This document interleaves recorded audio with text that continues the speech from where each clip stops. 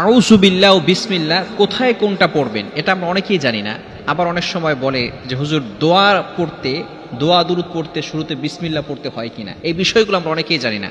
Most important subject, খুবই গুরুত্বপূর্ণ বিষয়।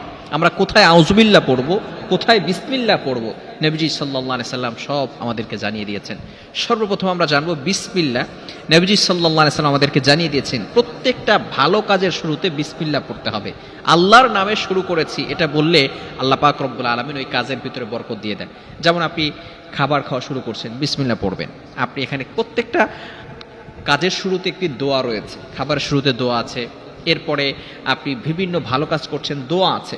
দোয়া যদি আপনি না পারেন, জাস্ট বিসমিল্লাহ বললেই এনাফ হয়ে যাবে। বিসমিল্লাহির রহমানির রহিম বলে আপনি শুরু করবেন। আপনি প্রত্যেকটা ভালো কাজে বিসমিল্লাহ পড়বেন। খাওয়ার শুরুতে পড়বেন, ঘুমাতে যাচ্ছেন সেই সময় আপনি আল্লাহর নামে আমি ঘুমাতে যাচ্ছি, এভাবে আপনি যদি ঘুমান আল্লাহ পাক রব্বুল আলামিন সেখানে বরকত দিয়ে দিবেন। এজন্য সব কাজের শুরুতে কি পড়তে হবে? বিসমিল্লাহ পড়তে হবে। এখন আউযু বিল্লাহি মিনাশ শাইতানির রাজিম এটা কখন পড়তে হবে এটা আমরা অনেকে জানি না। মনে রাখবেন, কোরআন শরীফ তেলাওয়াত করার শুরুতে আউযু বিল্লাহি মিনাশ শাইতানির রাজিম এটা কিন্তু পড়তে হবে। অনেকে বলেছেন, অনেক স্কলারগণ বলেন এটা কিন্তু ওয়াজিব। কোরআন পড়ার শুরুতে শয়তানের কাছ থেকে আল্লাহ পাক রব্বুল আলামিনের পক্ষ থেকে সাহায্য চাইতে হবে, যে আল্লাহ শয়তানের কাছ থেকে আমি আশ্রয় চাচ্ছি, শয়তান যাতে করে আমাকে ধোঁকা দিতে না পারে। আপনি যখন নামাজে দাঁড়ান তখন কিন্তু আপনাকে শুরুতে আউযু বিল্লাহ সানা পড়ার পরেই আপনাকে আউযু বিল্লাহি মিনাশ শাইতানির রাজিম পড়তে হবে।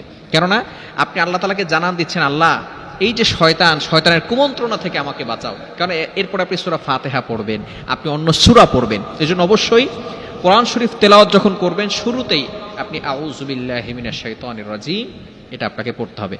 পবিত্র কোরআনুল কারীমের ভিতরে আল্লাহ তাআলা এই বিষয়ে আয়াত নাজিল করে দিয়েছেন। 14 নম্বর পারা 17 নম্বর পৃষ্ঠার 9 নম্বর লাইন আল্লাহ তাআলা সূরাতুন নাহলের 98 নম্বর আয়াতে রব্বুল আলামিন বলেন, ফাইযা ক্বারাআতাল কুরআনা ফাসতাইয বিল্লাহি মিনাশ শাইতানির রাজিম।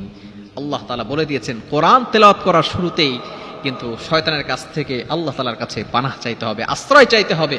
এই নিক্ষিপ্ত শয়তান থেকে আল্লাহ পাক রব্বুল আলামিনের কাছে আশ্রয় চাইতে হবে।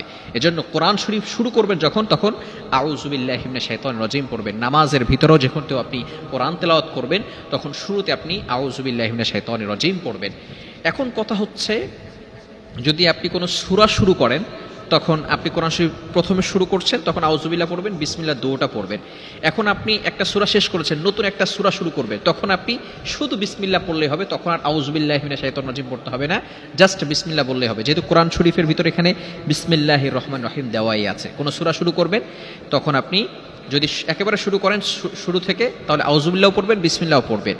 এরপর যদি পড়তে পড়তে একটা সূরা চলে আসে তাহলে শুধু বিসমিল্লাহির রহমানির রহিম পড়বেন। এটা হচ্ছে নিয়ম। এখন কথা হচ্ছে, দোয়া দুরূদ পড়তে কি বিসমিল্লাহ লাগে কিনা? অনেকে আপনি দোয়া পড়ছেন, জিকির করছেন, সুবহানাল্লাহ, আলহামদুলিল্লাহ, আল্লাহু আকবার, অথবা বিভিন্ন দোয়া আপনি পড়ছেন। ফজরের নামাজের পরে দোয়া পড়ে কিছু আমল আছে, বিসমিল্লাহিল্লাযী লা ইয়াদুররু মা ইসমিহি শাইউন ফিল আরদি ওয়ালা ফিস সামাই ওয়া হুয়াস সামিউল আলিম। এই সময় বিসমিল্লাহ পড়তে হবে কিনা? নো, এই সময় বিসমিল্লাহ পড়ার কোনো দরকার নেই। কেননা আপনি যে দোয়াগুলো পড়ছেন সেটা শুরুতে আল্লাহ তাআলার নাম অবশ্যই রয়েছে। এজন্য তখন আর নতুন করে বিসমিল্লাহ পড়তে হবে না। এবং কোরআন হাদিস দ্বারা আমরা এটা পাইনি যে এখানে বিসমিল্লাহ পড়তে হবে। এজন্য দোয়া দুরূদ পড়ার শুরুতে কোনো বিসমিল্লাহ পড়তে হবে না। এগুলো বুঝে আল্লাহ তাআলা আমাদের সকলকে আমল করার তৌফিক দান।